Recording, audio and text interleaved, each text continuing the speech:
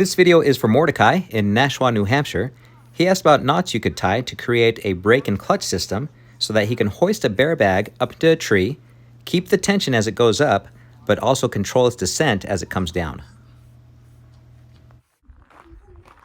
All right, in here we have all our camp food and a bunch of ice at the bottom. It weighs at least 20 pounds. And then here's camp if you're interested. To hold on to the handle, I just tied a loop and stopper knot. That way I can just go around and then button it right in. And I also have another set of loops going around the tree branch. You don't want to run the rope over the branch, otherwise you'll damage the bark. If you'd like to support my channel, please visit awesomeforsale.com. You can pick up a marlin spike. It's my design. We can engrave it for you or even tie the turk's head knot for you. Or you can pick up a gravity hook. This is cool because it doubles as a 4-prong hook.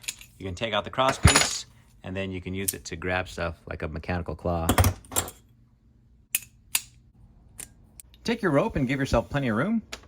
And then I'll place it on the right-hand side of my climbing rope. And for this demonstration, I'm going to wrap it to my left. Once, twice, and then 3 times. And what I want to do is pull it over. I'll hook it underneath my standing portion and then bring it back up. And this is where I create my brake. As long as I have this upper part tied onto something, when I pull onto my standing end, this loop tightens up, and then this lower turn is what breaks onto my rope, okay? But now I need to create a system so that I can just slide down on a collar so that I can make my clutch. And so what I'll do is wrap around once and twice, and then I'm going to bring it and tie just like an overhand knot. I'm just going to lift up these 2 turns that I made, and I'll slip this up underneath. There we go. We'll pull that nice and tight. And that's it. Now you can see right now it doesn't have a whole lot of braking and clutching going on. So what I want to do is make sure that I pull out any slack. Here, I'll just use my trusty marlin spike. I'll pull out any slack from my lower loop, and I'll just work it around so that it's pulled out. There we go. And now it is going to hold. There we go. Slide, pull, and then when I want to release some of the tension, I'll just pull down on the collar. Now it just so happens I need to install the roof rack on my van, and I'm going to do it using the knots I just showed you. This is where we'll tie off our brake and clutch. We're using just the post of one of our shelves here, and I want to give myself plenty of room so I can pull up on the rope when I need to. All right, to tie this off, all I'm going to do is a sheep bend. So here's one part. I'm going to treat this bite here as if it were a single strand. I'll go up, I'll go around the back, make sure it's nice and dressed up. Then I'll pull this up so I have a little window, and this loop is going to go underneath. All right, let's get that nice and dressed up. Okay, again, this is just a sheep end. One side is on a bite. I'll take my 1/4-inch Paramax. This is International Orange. And I'll start on the right-hand side, and I'm just going to start wrapping it around.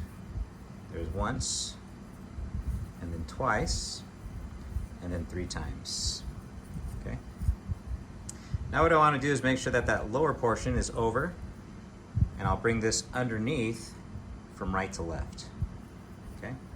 This lower loop is what creates the brake. When I pull tension here, it's going to stop the rope by grabbing onto the blue one. But now for the clutch, all I need to do is create something that I can pull down on so that it pushes down on this whole barrel here. So what I'll do is I'll go around once, twice, I'll pick up my coils there, and I'll just tag the end right through. There we go. That's what it looks like. All right, let's put this to work. We got it set up. It's tied up into a pulley, 4 corners there. There's my stop and clutch, and then it's tied off over here. See, this works out nice because I can stop it midair and undo the screws that attach everything. Okay, let's test this out to make sure that our clutch actually works. Ooh. That was a little hard. Try that again.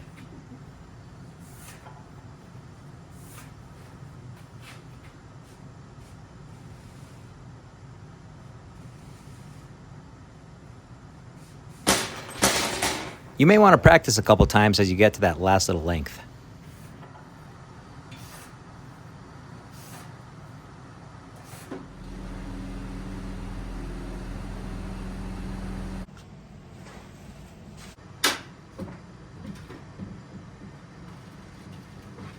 This worked out nice because I could adjust the rack so it sits perfectly right before the final inch of lowering it down.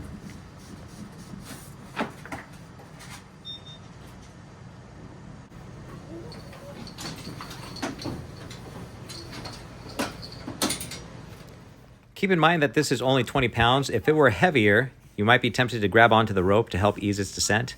But if your knot fails and it goes into a free fall, grabbing onto the rope will cause a rope burn. This setup did not work for me when I tried it with 50 pounds. If you'd like to see how I figured that out, please subscribe and check out the next video. Climbing rope is fairly expensive, so you may not have it unless you're actually doing some climbing. So let's give this a try with some Paramax and some paracord. All right, let's tie this in real time now. Going around once, twice, and 3 times. Bring this over and underneath, okay? Give ourselves some more room. And now we're gonna tie it around once, twice. We'll come up underneath and tie it off. Okay, now here we go with our paracord. All right, this is definitely gonna hold, but the more pressure I put, the tighter it gets, and the more difficult I can already tell it's gonna be to release this. Here's our brake and clutch. We already have it under tension. Our weight here is just barely sitting on the ground. Okay, let's give this a hoist. Slide up our lock. Hoist, lock, hoist, lock, hoist, lock.